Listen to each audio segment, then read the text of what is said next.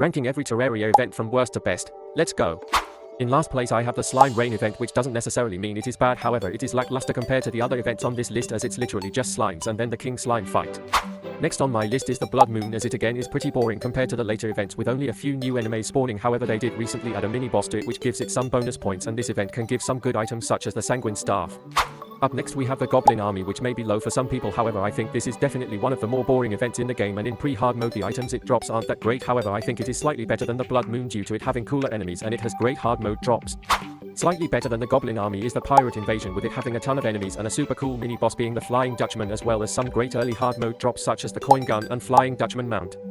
Next I have the Old Ones Army, which is a very underrated event that many people skip in their playthrough. However, I love this event and the way it is designed with the waves, and this event also has some of the most powerful item drops in the game.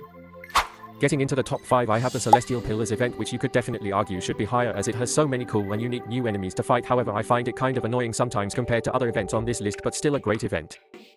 Next I have the Pumpkin Moon, which is overall an amazing event with so many enemies, including 2 whole mini bosses as well as some insanely powerful weapon drops such as the Horseman's Blade and Witch's Broom.